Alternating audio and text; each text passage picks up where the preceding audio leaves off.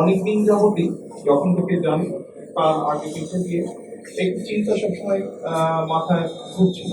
এই চিন্তাটি হচ্ছে, আমি মোস্তাফিজুর সাহেবকে বলছিলাম একটু আগে উপরে, আমরা যদি খেয়াল করে দেখি আমাদের আশেপাশে যারা তরুণ বয়সের যারা ছেলে মেয়ে যারা আছে, আমরা অধিকাংশ সময় দেখি যে ওরা মোবাইলের ভিতরে থাকে, মোবাইলের সাথে connect থাকে। তো যখন এটা বেশ অনেক বছর ধরেই আছে, আমি দেখেছি যে স্বাভাবিকভাবে আমাকে অনেক বছর বাইরে থাকতে হয়েছিল।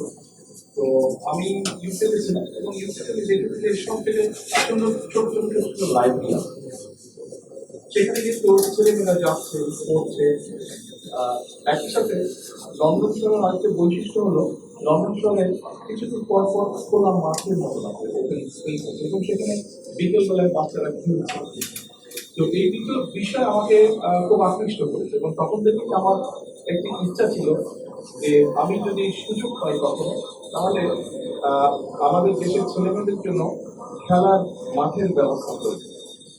খেলার মাঠ মানেই যে স্টেডিয়ামের মতো কিছু হিসাবে গার্লফ্রেন্ড তা না, ওপেন স্পেস, গ্রিন সবুজ লন, যেখানে বাচ্চারা খেলবে, যেখানে বাচ্চারা দৌড়াদৌড়ি করবে, যেখানে বাচ্চারা বা যে কোনো মানুষ বয়সের মানুষের রুম করে শ্বাস নিতে পারে।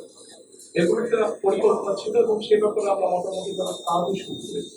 সারা বাংলাদেশ, ঢাকা সহ সারা বাংলাদেশ আমরা চেষ্টা করছি কোথায় বাচ্চাদের জন্য আমরা ওপেন স্পেস ক্রিয়েট করতে পারবো, যেখানে বাচ্চারা খেলবে, ছেলেমেয়েরা খেলবে, বড়রা যারা ওপেন স্পেসে গিয়ে শ্বাস নিতে চায়, মানুষ সত্যি কথা সব বয়সের মানুষ বুক ভরে শ্বাস নিতে পারবে, এটি একটি বিষয়।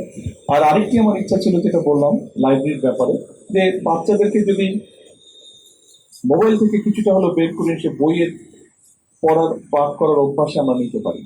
আপনারা নিশ্চয়ই এর মধ্যে দেখেছেন, অধ্যাপক আব্দুল্লাহ আবু সাইদ সাহেবের সাথে আমি বসেছিলাম কথা বলতে। ওনাদের একটা সংগঠন আছে যেখান থেকে ওনারা বুক রিডিং এর একটা ওনাদের বিষয় আছে, বিশ্ব সাহিত্য কেন্দ্র। তো ওখান থেকে ওনারা একটা ব্যবস্থা করেন।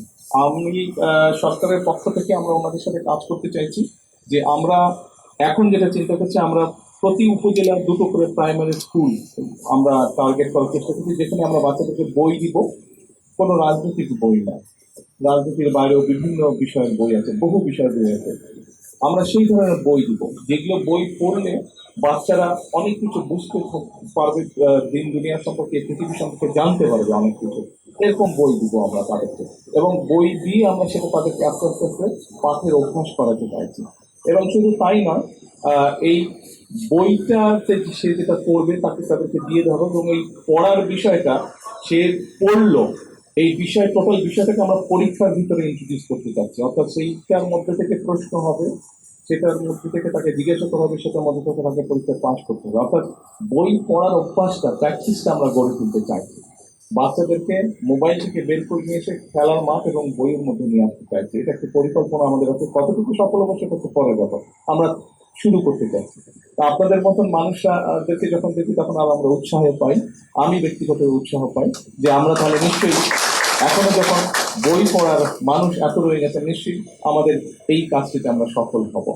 তো আপনাদেরকে আবারও ধন্যবাদ এবং শুভেচ্ছা জানাচ্ছি যারা দায়িত্বে আছেন, এবং আপনাদেরকে প্রত্যাশা থেকে সরকার যখন এই কাজটি আমরা শুরু করব, আমরা ওনাদের সাথেই করবো। আব্দুল্লাহ আবু সাইদ সাহেবের যে গ্রন্থাগারটা আছে বিশ্ব সাহিত্য কেন্দ্রে, ওটার সাথে আমরা কাজ শুরু করব। তখন আপনাদের মতন মানুষ যারা সারা দেশে আছেন তাদের সাহায্য সহযোগিতা লাগবে, তাহলেই আমরা আজকে দ্রুততার সাথে করতে পারবো। সকলে ভালো থাকবেন, সকলে সুস্থ থাকবেন।